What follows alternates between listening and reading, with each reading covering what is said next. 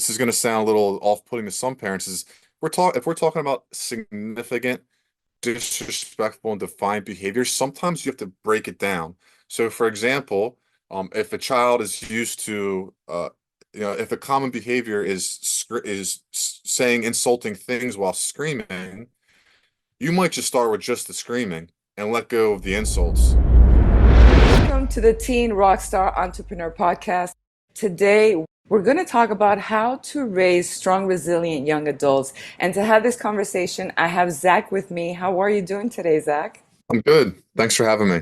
Before we begin, why don't you tell our audience a little bit about yourself, what you do, and then we'll get into the conversation. Sure. So I currently work as a school counselor, and I feel very fortunate that I get to actually go to four different schools every week. So with that, I'm able to work with a range of different kids from all socioeconomic backgrounds, kids from kindergarten, actually preschool to eighth grade. I also have, in the past, I've had experience working with teenagers, older teens as well.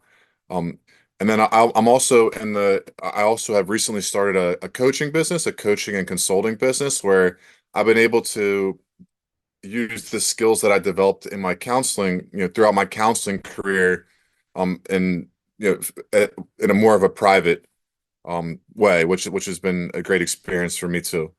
That's awesome because I feel that youth today needs more mentoring than ever before. As a coach myself, working with teens and working with primarily moms, I've noticed that teens nowadays are much softer than the teens, let's say 10, 20, 30 years ago. They're having a much Hmm. more difficult time coping. So, in your experience, since you've been working with so many youth from all ages, why do you think that this is happening? Yeah, so I think there's definitely, I like to always try to be empathetic when examining different, perspectives that are different than mine. So, and the reason I bring that up is because I think that a lot of the things, especially in schools, a lot of interventions and policies that are being implemented, I think they are in good faith as far as trying to, make sure kids feel included, and I'm trying to make sure that kids have a safe space. However, I think that there's a lot of unintentional consequences that aren't being discussed. And we could talk about some reasons why I think that is, but one of the biggest policies that is keeping kids from reaching their potential is we seem to constantly accommodate accommodate them, but like not within reason. So as an educator, I believe that it is our responsibility to be aware of, certain things that could help kids be successful. But it's gotten to a point now where in especially in public education, where we're expected to provide, extensive accommodations for anyone and everyone. And from the public's perspective, I think they think that that's a realistic endeavor. From the inside, as educators, we know that we just simply don't have the resources to maintain, those expectations. And since we don't have the resources, really what's happening is that, a few kids that have these formalized accommodations, they tend to monopolize a lot of the resources, leaving a lot of the other kids kind of on the sideline. So they're kind of just waiting as we're accommodating, some of these other kids. That's what I noticed when it comes to the system, that those that need that special attention get it because, of course, it's obvious that they need that special attention. And then those who are able to push, which is like a top maybe like 10% or something like that, that are able to push past whatever circumstances, they've got those natural resiliency skills, or they have a lot of help from their parents or external like help, maybe from mentors and coaches and stuff like that. They're able to do well. But then we have that huge gap in the middle that is falling behind, and then they're Hmm. having those problems. So where do you see from a, let's start first from an educational point of view, why Hmm. this is happening and what can be done to help them, and then we'll talk about from a home environment and from a parental point of view. Yeah, yeah. So I think, and again, I like to just be mindful of, where all this is coming from, just So the other side, people who have different perspectives, we can continue to have dialogue with them instead of just kind of like cutting them off because I think that that kind of backfires. Even though you know I believe that my perspective is balanced and fair. If I just like come back at them like no, this isn't working, like the dialogue stops. So again, I just want to reiterate that I think that their intentions are great. They're trying they're trying their best to recognize that ways that we did things in the past might not have always been effective. So, and there are things from the past that I absolutely agree weren't the most effective. However, we've gone too far in the other direction, in schools where as I mentioned before, now it's almost like we're rescuing too often instead of having faith that if we are more hands off, that kids will adapt. And the rule, not the exception, the rule is that most kids adapt most of the time. The exception is that would be the opposite, but we're applying the exception to the whole. So now we're rescuing kids who don't necessarily need to be rescued. They're becoming dependent on the adults to swoop in and take care of them. But as far as just like general policies that schools can start to do that are I think that are easy to that would be easy to implement would be just to ensure that the community understands that we're here to serve everyone.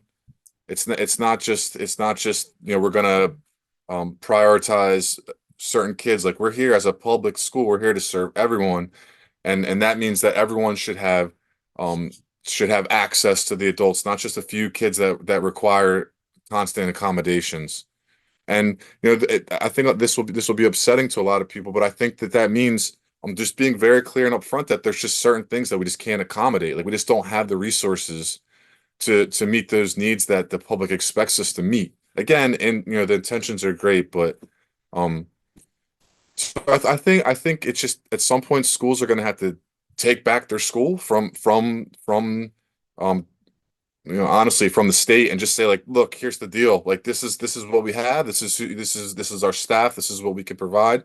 Beyond this, we hear your concern and we would love to do what we can, but ultimately, this is what we can provide.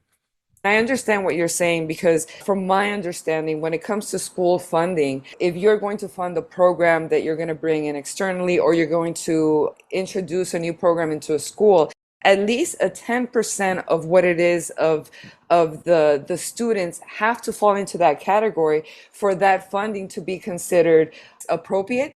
And I'm seeing that a lot of money is being funded and spent, billions and billions of dollars, that only accommodates a 2 or 3%. And so then again, a lot of students are falling behind. So what practices do you bring into the schools that you go into to try and balance that? Because I think that when you and I were talking, that is the main goal, to try and bring balance into the system, the education system. Yeah, yeah.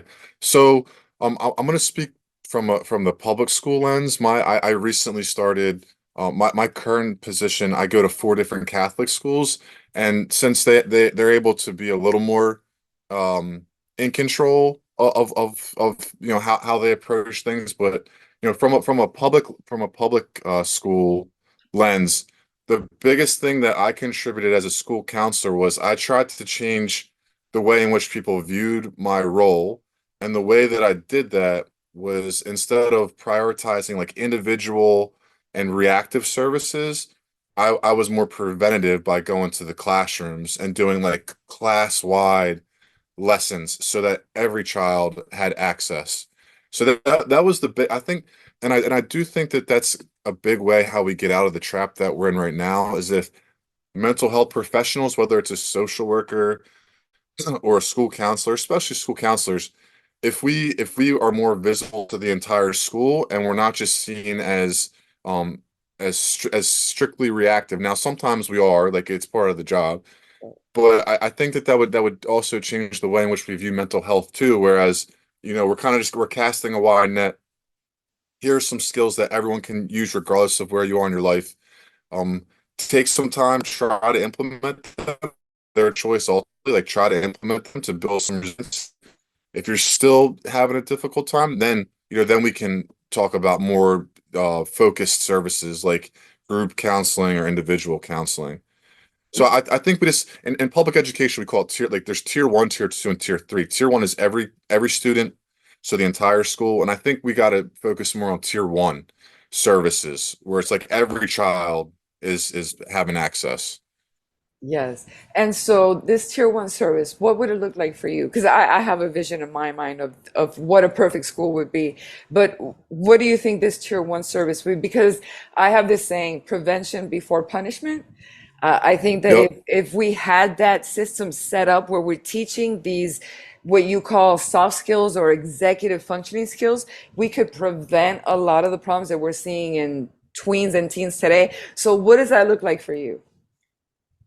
Yeah. So I think the biggest thing, one of the biggest ways that I'd accomplish that with the tier one is continuing to promote the way that what I just shared with you. So instead of a counselor being strictly like in their office, more reactive, just being out like with the kids, seeing what it's like, and also, one thing that I quickly realized, which a lot of counselors and mental health professionals and even administrators fail to see is when you're in the classroom, you also get to like see the behaviors that are discussed and like you like when I'm in there, I have to manage.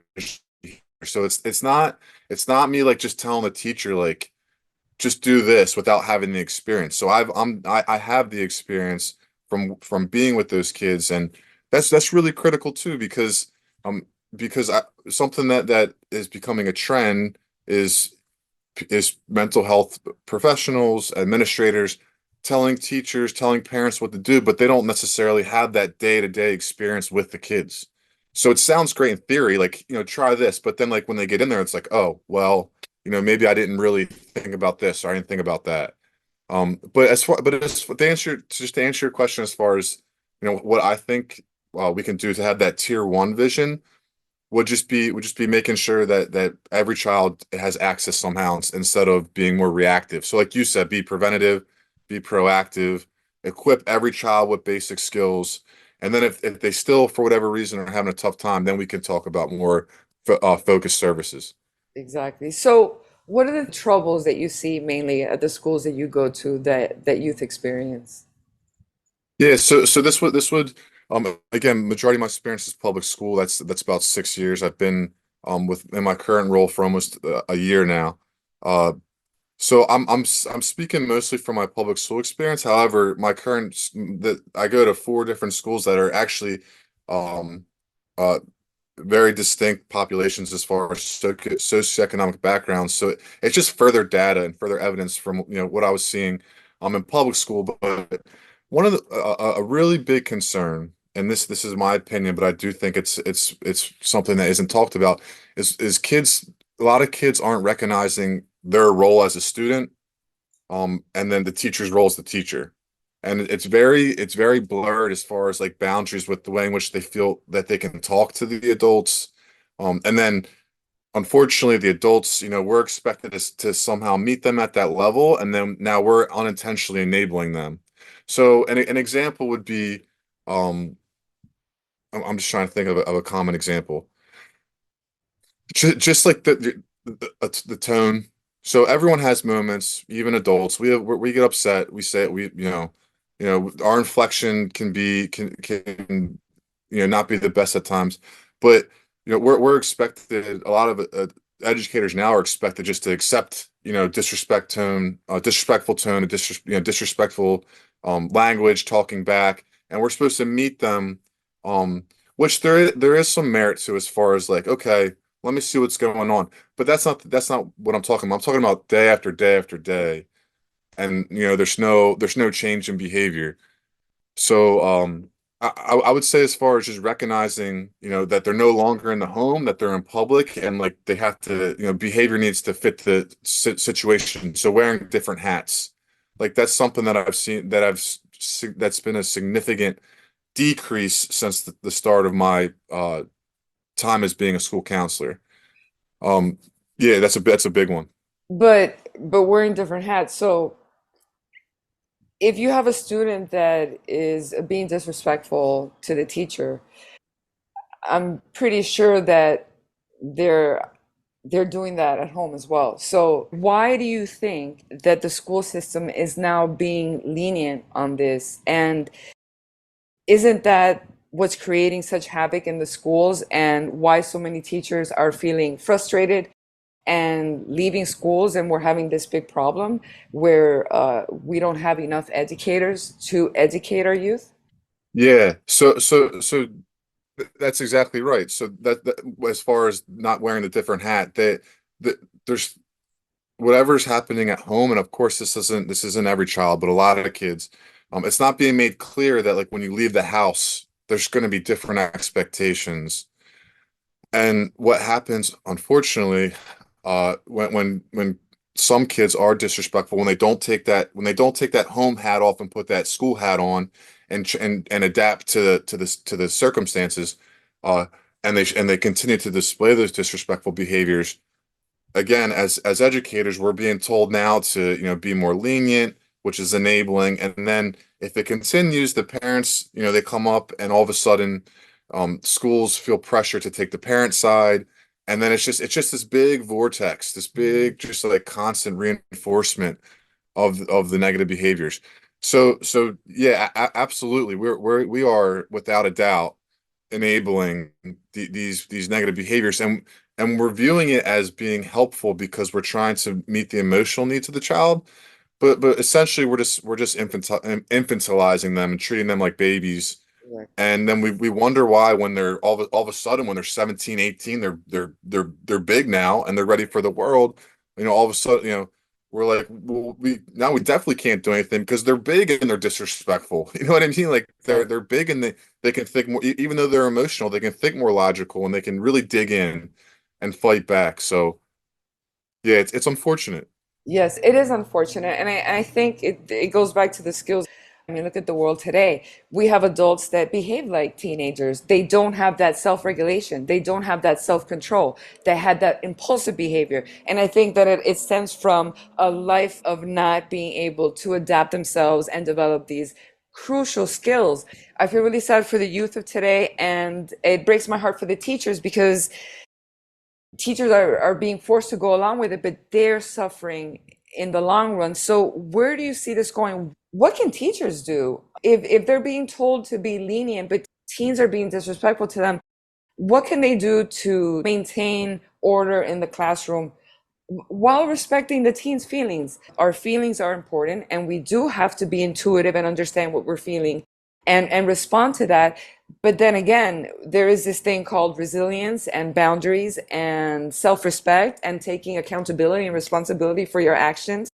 And that should take the place and always precede whatever emotions we have, because we know our emotions can be fleeting and sometimes they get the best of us. What can Mhm. parents and educators do to help their youth develop these skills and help them understand that these things that they're learning, or this enabling that they're receiving, is not going to help them in their older years? It's actually hindering them. How can we help them see that, and how can we help them through that?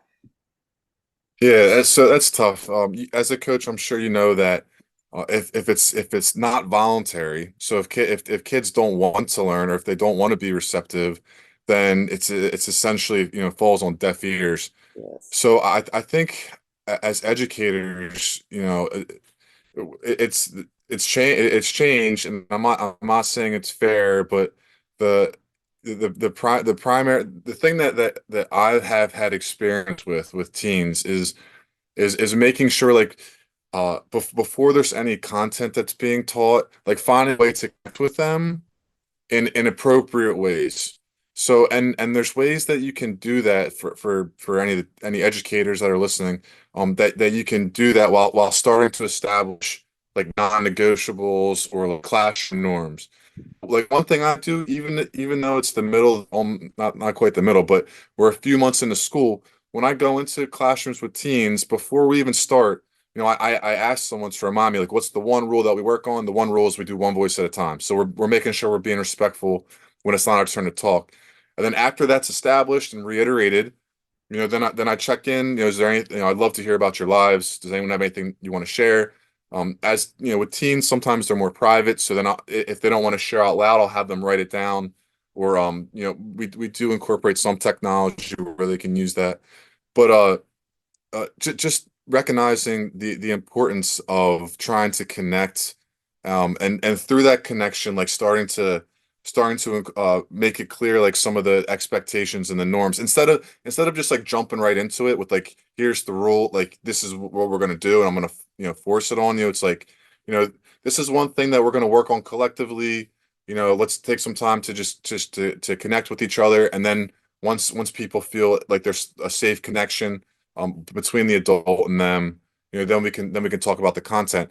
Now, I know from the outside that does seem a little, it's just different. It's different, but if when you get it down, you can be pretty efficient and effective as far as like getting that like allocating that first 5, 10 minutes, not even, and then like transitioning into the learning. Yes, I was an English teacher for many years, and I was a third grade teacher. And what I noticed, and this is all of us, the way we retain information is one, if we're interested in it and if it's pertaining to us. So basically, I always ask the question, well, what's in it for them? What I always try to do is, I think good communication is the most important thing, and letting students know that they are being heard and that they are seen. I think establishing that and making things that are interesting for them, because obviously we're all the same. Even as adults, we could be having a conversation. If I'm just blabbing all about me and about stuff that has nothing to do with you or is not even relatable to you, well, your mind is going to naturally tend to what? To just think about other things. So I think it's very important to be able to create that interest and that good communication so that students feel comfortable and feel interested in the material. What are the things you think that teachers can do to be able to create that effective communication in the classroom and create I guess more of a team environment as opposed to what we're seeing today, which is more divisive? Yeah, I mean, I think just f finding small ways to connect.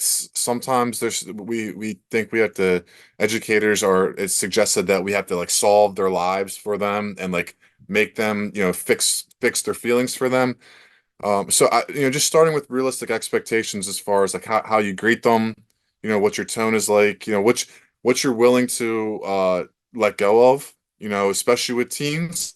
Like I expect teens to say inappropriate things. Like I do. I expect teens to be immature. I do.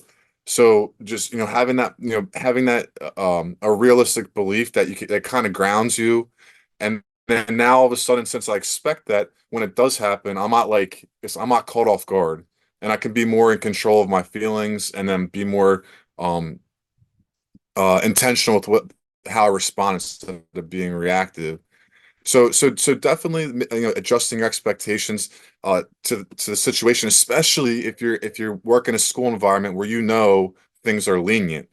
You know, when I worked at a very challenging school for 6 years, and something that I would see absolutely destroy teachers would be if their expectations were unrealistic. So some would come in with this idea that, that, all my behavior or not all my lesson plan has to be accomplished. Every kid needs to learn. If there's a problem, I'm going to solve every problem. And then there were some other teachers who came in with the perspective of I'm going to do the best I can. Things are going to get crazy, and when they get crazy, I'm going to try my best, but I'm not going to fault myself if Yeah. it doesn't get fixed. Like if it does, I'm going to do everything I can, but I also have 20 plus other kids to attend to. So expectations are huge. Just as far as like priming your mind to as far as like how you're going to navigate the day, and then finding ways to connect with them on and to relate to them. So if they share things like somehow oh I've experienced that too, or you know um yeah, just finding ways to connect, and then being willing to let things go. So addressing it, but not making it like this big thing where you're going to encourage them to continue it. You Yeah. know.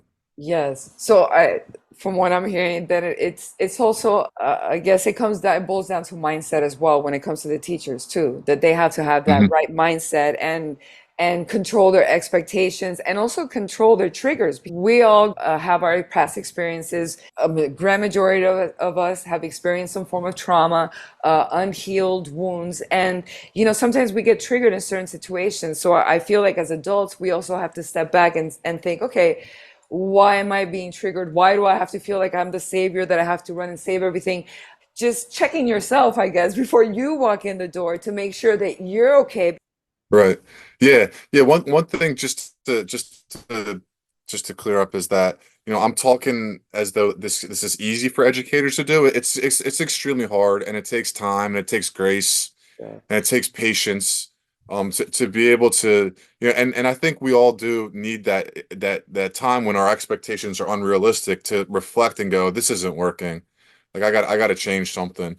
And Yeah. then obviously the support of administration helps, but this isn't to bail them out, but I'm going to give them the benefit of the doubt here and just say that they do have their hands tied, and they're essentially just passing down whatever's coming from the superintendent, which is coming from the state. So, in order to secure their job, they're essentially Right. just a mouthpiece for what's coming up from, I which understand. is, it's unfortunate, but that's where we're at. Right, I understand that. When it comes to that type of system, we're a little stuck. So when it comes to Yep. the home environment, what can parents do? I like your page very much. I see that you address certain behaviors and certain things that you see and that you've worked with young adults, starting, you say, from Mhm. kindergarten all the way to preteens and teens. So what can parents do when they're having teens that are misbehaving or acting rebellious, or what are some of the things that they can start doing to help their teens develop these skills and of course to have a better Mhm. home environment? Yeah, yeah. So there's a few things. The first, which is I've found to be the most challenging, is examining and updating beliefs. So one thing that I've experienced from both, now from a coach, but also as a counselor, is that if those beliefs don't get updated, there's typically there might be little bursts of progress, but then there's usually regression, and sometimes even regression past where they even started. So that, when it comes to examining beliefs, a big part of that is taking responsibility and asking yourself, like, as the parent, as the leader, because it's my view that parents are the leaders, regardless of whatever society says. Parents are in charge, they're the leader. As the leader, like, where did I fall short for my child to get to the point where they think that they can talk to me this way, or that they think they can do whatever they want, and without any sort of consequence? And when parents are able to take responsibility and look at those beliefs and then start to slowly update them, that's when all of a sudden, like, things, they start to experience some exponential progress, because now they're able to see things more clearly. They're able to let things go that they once weren't able to. They're able to, just makes, the necessary adjustments. After examining and updating the beliefs, which is a process. I don't mean to make it sound like it's just like a one day thing. It's an ongoing process Yeah. to update your beliefs as you get data, as you get information throughout time. But just like, I like to break behavior down into three phases. So there's pre-direction, there's the direct giving the direction, and then there's redirection. So pre-direction would be things like, what's your relationship like with the child? Do they have the skills, or are there goals in place for them to have the skills to be successful? Um, what are the boundaries? What do the boundaries look like for you and for your child? So these are things that if these things aren't in place, you're essentially reactive in the way in which you respond to behaviors. You can expect for behaviors to continue and to get worse if those pre-direction things aren't taken care of. Yes. Yeah, so, we throughout this conversation, we've alluded to the importance of relationships, you and I. I really liked what you said about them being a mirror, essentially. We've alluded to the importance of boundaries. A lot of it is boundary issues, Yes. and parents, where for whatever reason, either they have a wall up, so there's one end of the spectrum where they have a wall up, and it's just like no to everything, or their boundaries are too loose, where they swoop in and they take the responsibility from their child instead of what I call reassuring and releasing. So healthy boundaries, when it comes to being supportive and developing a secure attachment with your child essentially comes down to I'm going to reassure them and I'm going to support them, but then I'm going to release them and they're going to have to do something. They're going to have to develop their own autonomy. An unhealthy boundary would be I'm going to rescue them and I'm going to hold on to them and they can dump all their problems on me and I'm going to manage things for them. Yeah. That's the one end of the spectrum. The other end that's unhealthy would be, like I said, having a wall, like a hard wall, where kids aren't able to, they're not able to develop the skills necessary to think for themselves. They're not able to develop the skills, the confrontation skills that are necessary. And I'm not encouraging disrespectful or combative confrontation, but like having opportunities to respectfully uh, Debate. express themselves with their parents.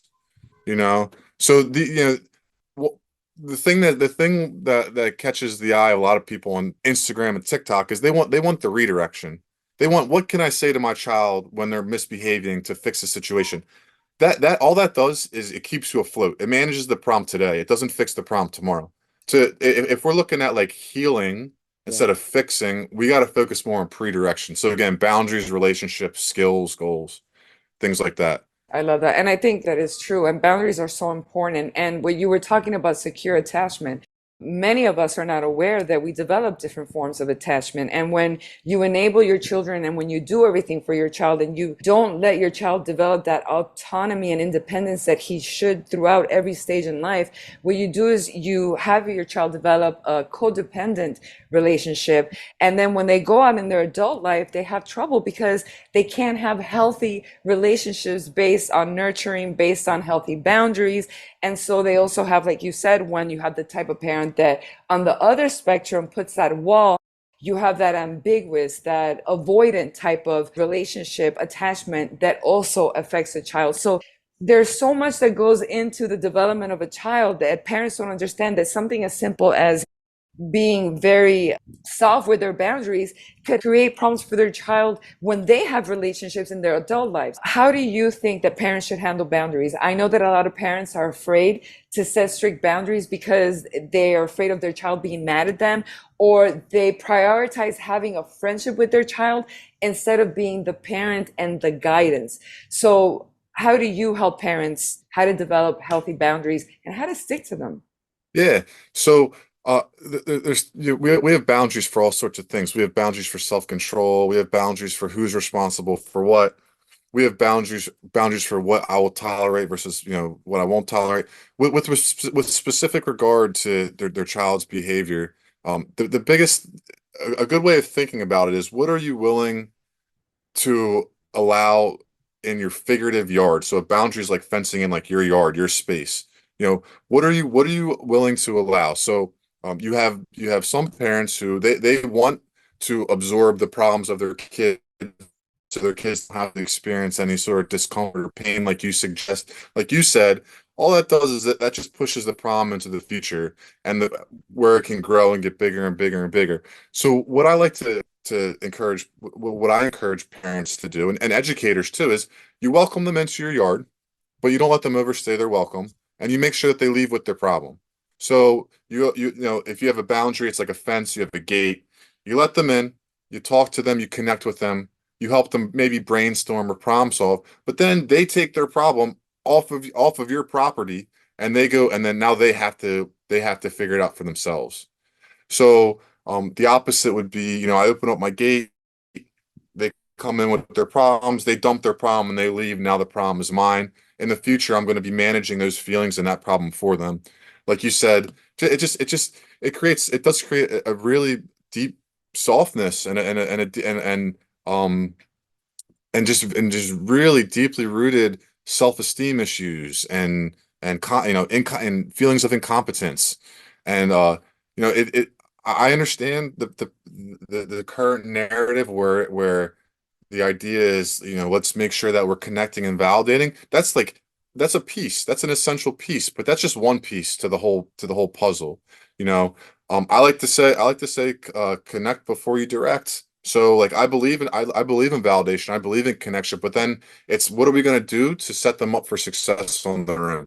How can we release them? As I said before, how can we reassure them, then release them to build build those skills? Exactly. And like you said, it's over time. A lot of this starts in early childhood when parents have a difficult time saying no. And so you have a screaming kid, and I understand you have a kid that's screaming in the grocery store and you're like, "Oh my God, I don't know what to do." And you don't know how to handle it. So what do? You give in. And when you do this a couple of times, the child learns, oh, okay, so all I have to do is this and this and this, and I get what I want. And so we don't realize that we're creating a manipulative child because the child is very intelligent and Mhm. he's learning, okay, so this is how I get things. And then when you get to 16, 17-year-old, you're like, oh my God, I have this little monster that now I can't control because they're more adult. So how do you Mhm. reel back? How do you help the parent that now has that disrespectful child? How do they Yeah. start setting So those boundaries? And like you said, how does the parent help the child define what their values are? so the biggest thing that and I'm working with a one family that I'm working with right now comes to mind. The biggest thing is the principle is still the same. It's just you just have to give it. It's going to require more time. My experience and also just based on what I've learned through my schooling, through my training, is that you're looking at an average for when after you intervene, you're looking at like 4 to 6 weeks before you see sustainable changes. Now that depends on the age. If we're talking about a teen and it's a significant behavior, it could be months. Yes, So it's I think educate just being informed is like step one, that this could take months before you see sustainable results. And when parents aren't aware of that, going back to your example of the grocery store, you have this big teen who's freaking out. When you give in, not only does it reinforce the initial negative behavior, but you're also reinforcing that tantrum.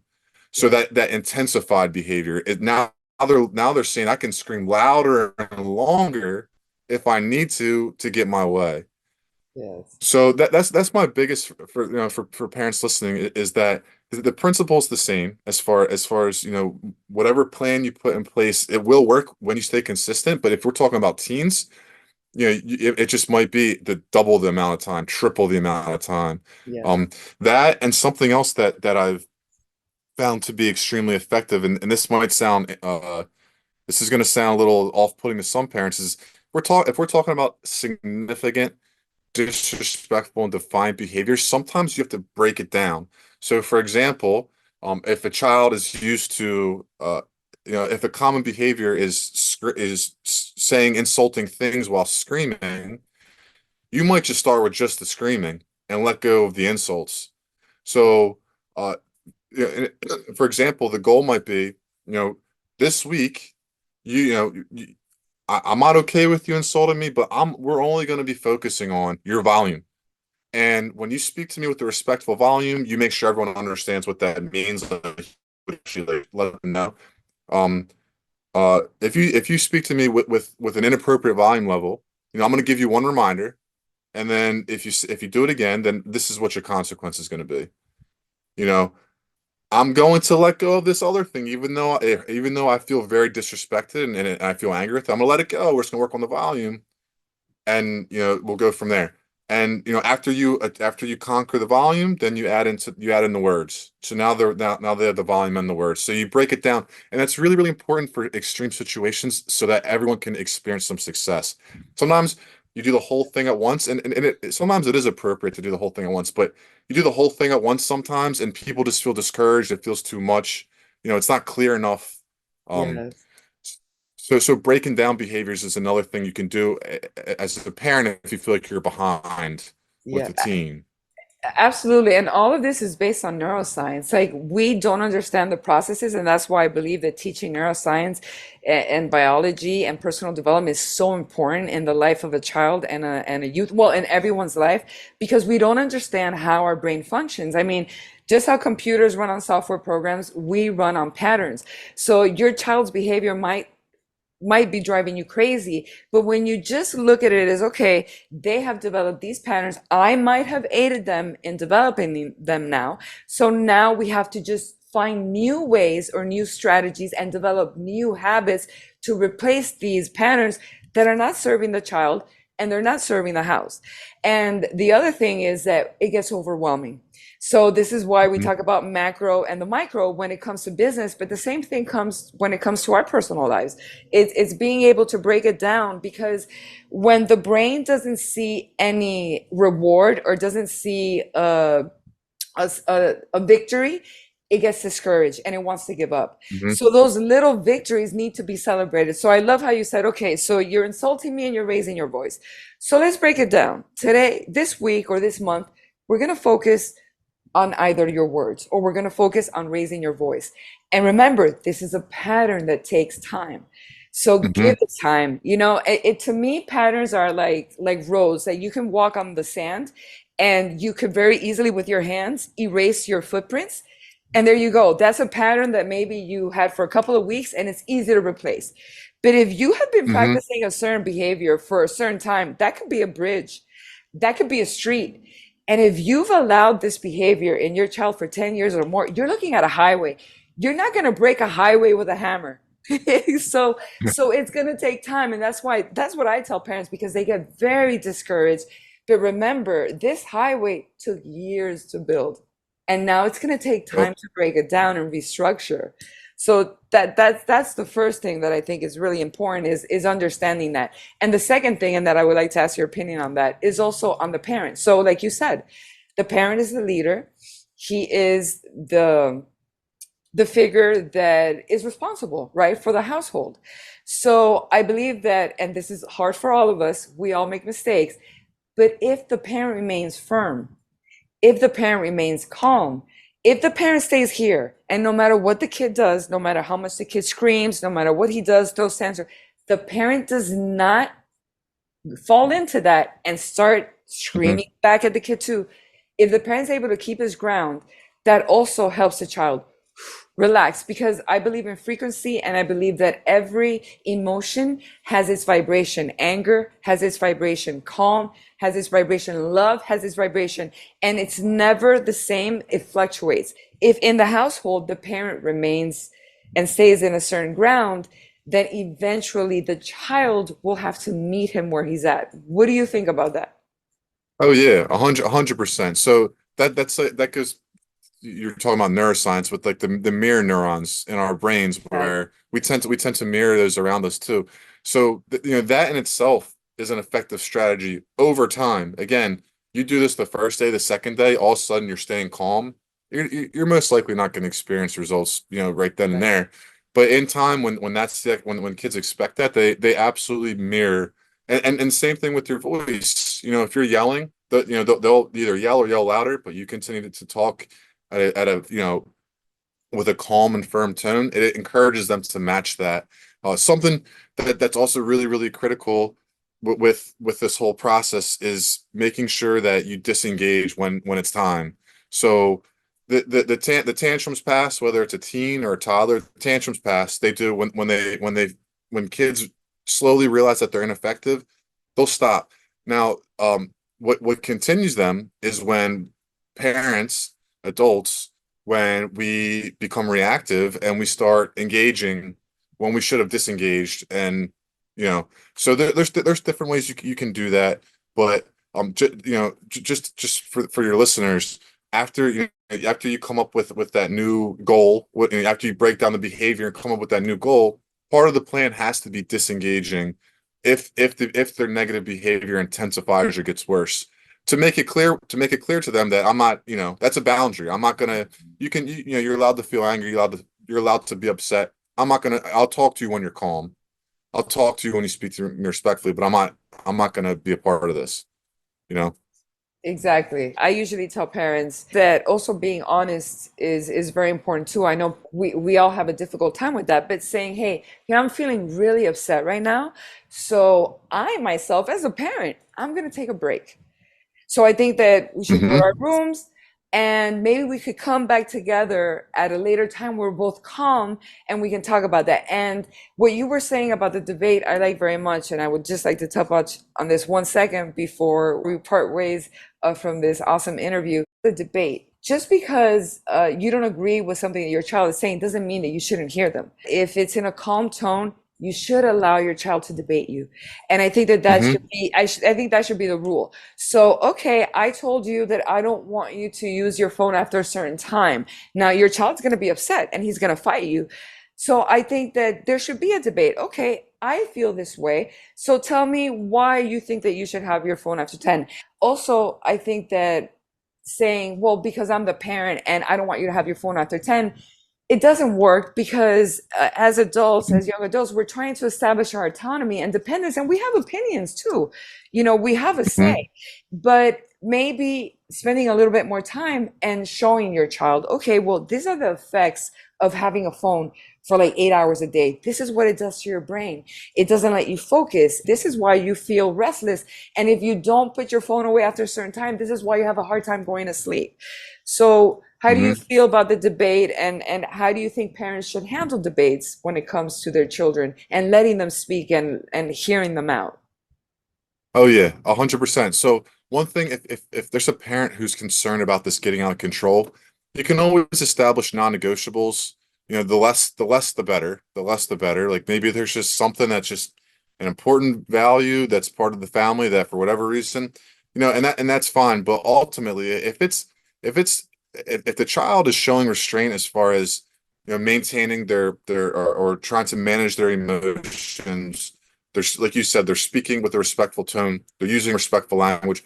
You should welcome that as a parent, because what you don't want is for your teen to grow up and just become like feel like they have to just be compliant all the time. That what you're doing, what you do in that situation is you don't teach them how to establish their own boundaries and how to advocate for their own boundaries. Um, so and I like to call it a contingency agreement, where you essentially say, where when you do this, then we can do that. So if it does get out of hand, if it does get out of control, you could always just take a step back and be like, I'm happy to listen to you when you lower your voice. Or, we can talk about this after you finish your homework, something like that, just to make sure it does stay in control. But yeah, absolutely. Now, depending on where you are the reason why it's so important to hammer down these behaviors when they're younger, as far as like tantrums and stuff, is because uh, when you don't want, when they're a teen, you want to be able to have the respectful negotiations, the respectful debates. Exactly. So I would strongly discourage parents from welcoming disrespectful and combative negotiations and debates. But if you, like you said, like we're talking, if you're able to do it within reason, you should definitely welcome that in your home. Absolutely. I think that we discussed a lot of important stuff here. And the most important thing is for parents to, one, go into this experience knowing what it is they want, looking at the end in mind. So, what kind of young adult do I want to bring up into this world? What kind of values do I want my child to have? What kind of relationships do I want my child to have in the future? And also looking at ourselves, because I'm not blaming parents. I coach parents and I understand that it's probably the most difficult job in the world and a job that you have for the rest of your life. It's not a job you can quit or ask for a raise. Right. So I have so much respect for parenthood, but I think it's really important for as parents and individuals, if we accept our responsibility and if we accept the mistakes that we've made or even the mistakes that we're making as parents, then it'll help our child accept their responsibility and accept the mistakes that they're making. And having a balance between nurturing and discipline and having boundaries and values. And I know it's hard, but it will work over time. I think is the best way to be able to help your child become that resilient adult that we want them to be. Is there one last thing or tip that you would like to give to a parent that you think will help them in this journey that they're going through? Yeah, I agree with everything you just said. Just to add on to that, it would just be to have some grace for yourself, as you stumble and as you make some mistakes. And there's just ridiculous, unrealistic pressure. I think mostly from social media, that parenting, if I do X, then Y is going to happen. If I just throw in this one little strategy, then you know things will miraculously happen overnight, like they are for this influencer, whoever this is. So just having grace and realizing that that it's messy and it's always messy before it gets better, and sometimes that it could feel like it's going to last forever, but as long as you're acting in good faith and just you just trust that you're doing the best you can, and you're correcting yourself when necessary, and you're being decisive when you know you're right, you'll be all right. So just have some grace and just be patient with yourself. I love ending with that, having grace, because I believe that the most important thing is having self-compassion and self-love. So I want to thank you, Zach, for participating in this podcast interview. And I want to thank all of our listeners at the Teen Rockstar Entrepreneur Podcast. We are going to be adding Zach's information below. So if you would like to visit his page, if you would like to have a consultation with Zach, or if your family needs some help, I'm sure that he's available and he'll be here to help you. So we want to wish you a fantastic week, and we will see you the following week on our podcast. Hey Rockstars, that wraps up another electrifying episode of the Teen Rockstar Entrepreneur Podcast, where we dive deep into the journeys of incredible minds shaping their destinies in the world of business, solo, and entrepreneurship. Now, before you hit that pause button, I've got some exciting news for you. If you're ready to take control of your life, eliminate anxiety, insecurity, and fear, then look no further. Head over to the teenrockstarentrepreneur.org website to grab your very own copy of the comprehensive 140-page Designer Life Blueprint Teen Workbook. This workbook isn't just a guide, it's a roadmap to unleashing your true potential. Packed with insights, exercises, and strategies, it's your key to crafting the life you've always dreamed of. A life where challenges are conquered, dreams are pursued, and happiness is your companion. So what are you waiting for? Visit teenrockstarentrepreneur.org and kickstart your journey to a life of purpose, passion, and success. Stay inspired, stay motivated, and remember, your journey is just getting started. Until next time, keep rocking and rolling towards your dreams.